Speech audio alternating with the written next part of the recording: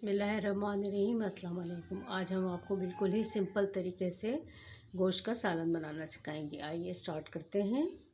सबसे पहले एक पैन ले लेंगे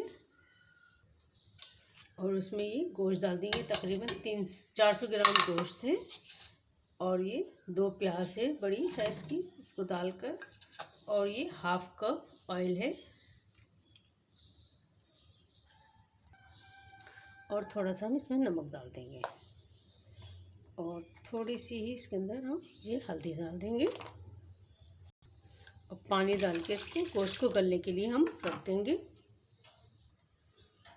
इन तब को हिलाकर और हम गोश्त गलने के लिए रख देंगे तकरीबन 15 से 20 मिनट के लिए। ये मैंने फ्लेम को ऑन कर लिया है और इसको हम कवर कर देते हैं 15 मिनट के लिए।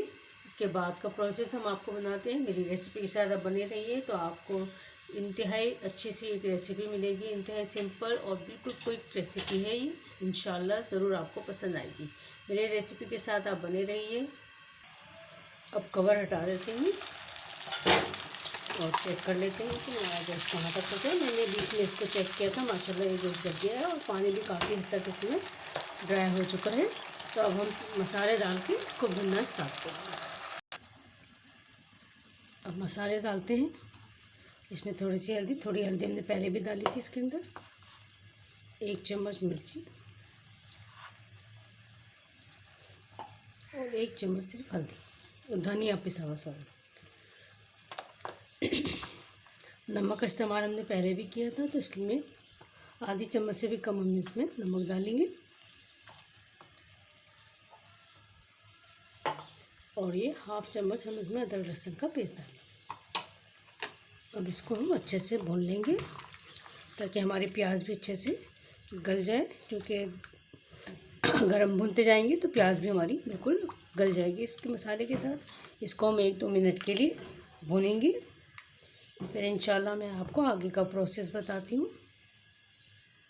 देखिए, हमने गोश्त के अंदर जो कच्ची प्याज मिलाई थी बहुत अच्छे से गल चुकी है, मैश हो गई है, बिल्कुल एक पेस्ट बन गया है इसका। माशाल्लाह एक अच्छा सा ग्रेवी तैयार हो रही है माशाल्लाह से हमारी। और ये देखिए आप कितना अच्छा लुक आया है माशाल्लाह से।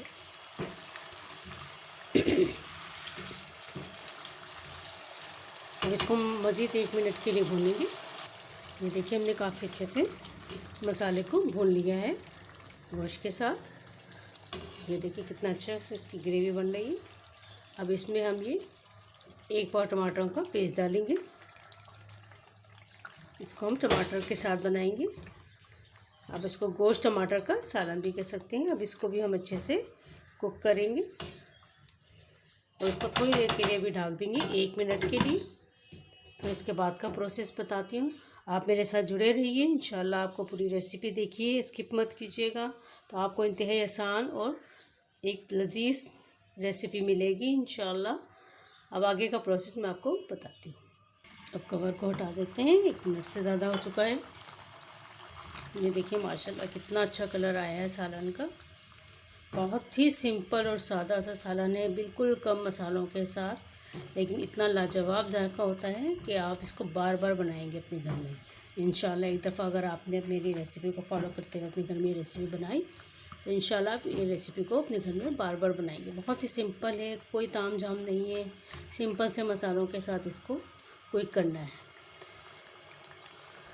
क्विक नहीं करना। अगर आपको ये मेरी रेसिपी पसंद आ रही है तो प्लीज़ लाइक और शेयर एंड कमेंट्स कीजिए। अगर आप मेरे चैनल पर नए हैं तो प्लीज़ मेरे चैनल को सब्सक्राइब कर लीजिए। अभी मैं इसको 1-2 मिनट और मज़ीद पकाऊंगी। ये देखिए टमाटर काफ़ी अच्छे से कुक हो चुके हैं।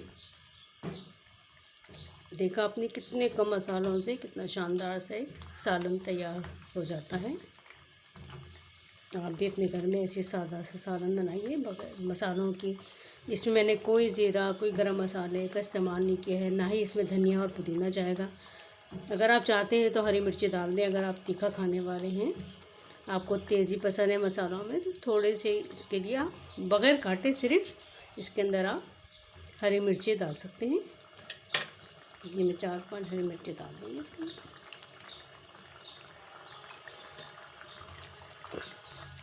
मैंने डाल दिया हरी मिर्ची इसके अंदर और इसको अब हम तकरीबन ये हमारा तैयार ही होने वाला है। अब मैं इसको सिर्फ 1 से 2 मिनट के लिए बिल्कुल धीमी आंच पर पकाऊंगी।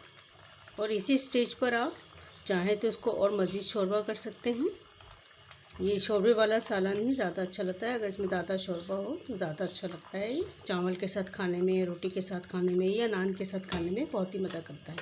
मैं इसमें बिल्कुल थोड़ा सा पानी मिलाऊंगी और उसको कुक होने के लिए रख देंगे 1 से 2 मिनट के लिए मज़ीद धीमी आंच के ऊपर। कवर हटा देते हैं। माशाल्लाह माशाल्लाह कितना अच्छा कलर आया है और कितना अच्छा बना है। इसका असल मज़ा क्या होता है, जब हम गोश्त के साथ इसको कच्ची प्याज डालते हैं ना, और जब वो कुक होती है और जब इसका मसाला बनता है, तो असल जायका ही वो प्याज और गोश्त के है। जो हम शुरू में डालते हैं ना गोश्त गलाने के लिए, से प्याज के साथ और थोड़ी सी हल्दी और नमक के साथ, तो असल मज़ा ही उस प्याज का आता है। आप खाएंगे तो आपको खुद ही फील हो जाएगा ये सालन। ये मेरा सालन रेडी है बिल्कुल, और मुझे इतना ही रखना है, इसको और ज़्यादा कुक नहीं करना है। माशाल्लाह से ग्रेवी भी ऊपर आ चुकी है। और अब मैं फ्लेम को बिल्कुल बंद कर दूँगी।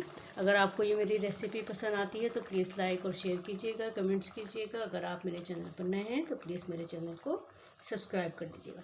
इसी तरह सिंपल और सादा रेसिपीज़ आपके लिए हम लाते रहेंगे। जहाँ रहिए खुश रहिए, आबाद रहिए। अल्लाह हाफिज़।